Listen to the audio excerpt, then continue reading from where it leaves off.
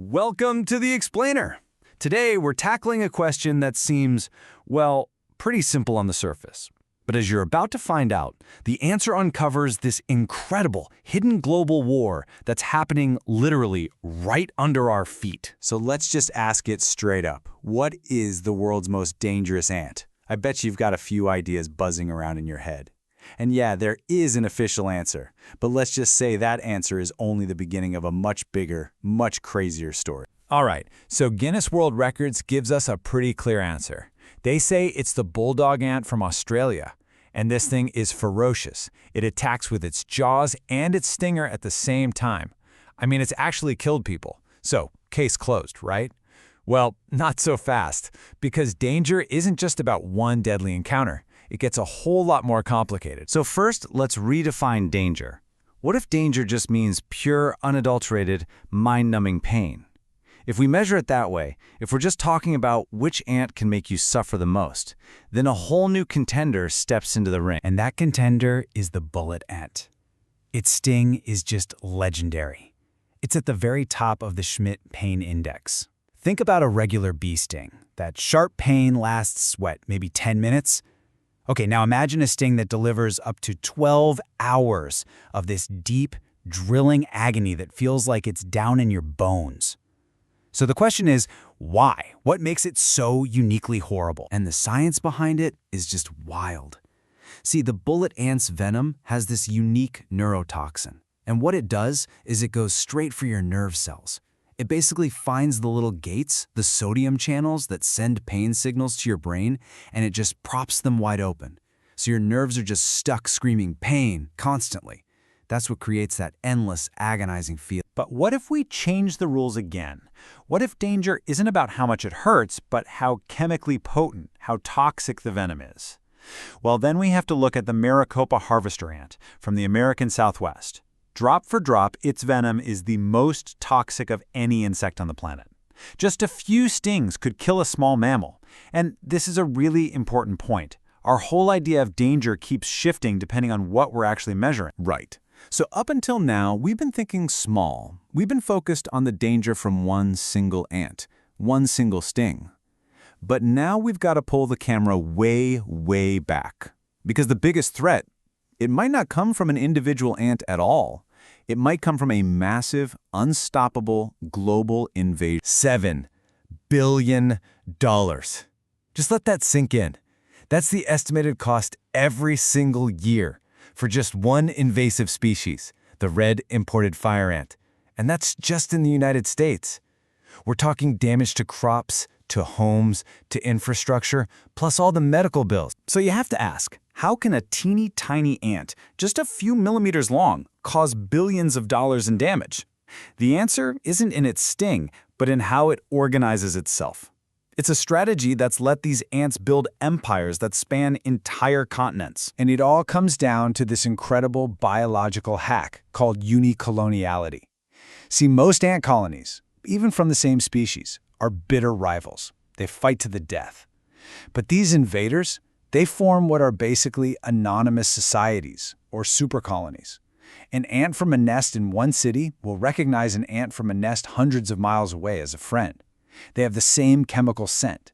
And when you don't have to waste any energy fighting your neighbors, you can focus all of that power on one thing, conquering everything else. Just look at what happened in Australia. It shows you just how fast this can get out of control. When fire ants were first found there, an eradication program came so close to wiping them out. But they missed a few nests, just a few. And that was all it took. Between 2004 and 2010, the area they'd invaded doubled. It's a perfect example of how unbelievably hard these things are to stop once they get a foothold. And look, these super colonies, they're not just some weird fact for an insect documentary. They are waging a real, relentless war on local ecosystems, on our economies, and even on our well-being. And the consequences are absolutely devastating. If you want to see what that looks like, check this out. On the left, you've got Australia's Christmas Island, this beautiful, unique ecosystem. The native redland crabs are what they call a keystone species. They keep the forest floor clean. But then, the yellow crazy ant invaded. And what happened next was nothing short of an ecological catastrophe. The sheer scale of the destruction is it's hard to wrap your head around. It's estimated that in just a few years, these ants killed somewhere between 10 and 15 million land crabs. That's up to a third of the entire population on the island gone. That's what it looks like when an ecosystem completely collapses, all because of one tiny invader. And the impact isn't just ecological, it's deeply personal. You accidentally step on a fire ant mound and they just boil out, swarming you. And each ant can sting you over and over again. Their venom leaves these really painful, itchy welts called pustules. Think about this. In the US, up to 60% of people who live in infested areas get stung every single year. And the human cost just keeps stacking up. We're talking about farmers like Moana Besa, who had to abandon land she called a paradise.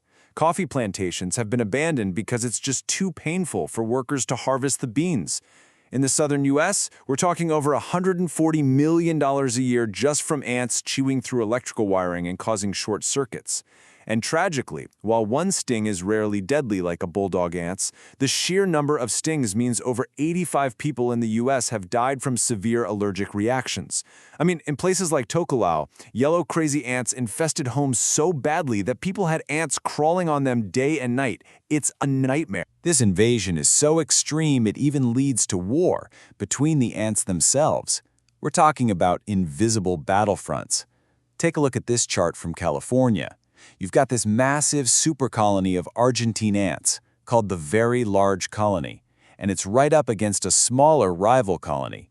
They're the same species, but a tiny difference in their chemical signature makes them mortal enemies. And the fighting on that front line is beyond brutal.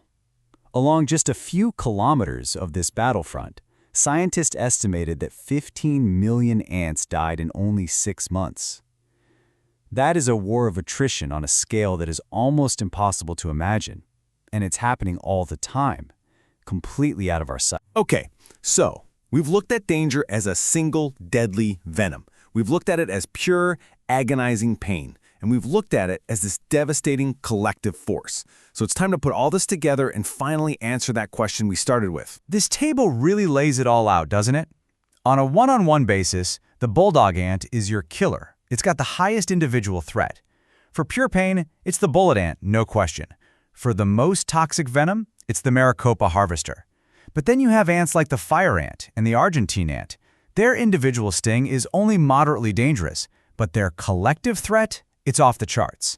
We're talking total ecological and economic devastation. So what this all means is that there's no single simple answer. The most dangerous ant completely depends on how you define danger.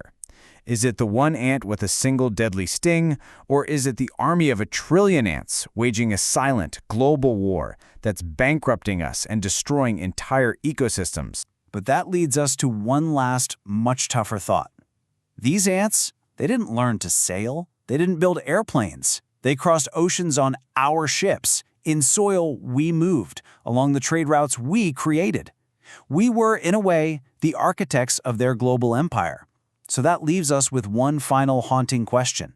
Is the most dangerous ant in the world the one we see scurrying on the ground, or is it the one we helped create?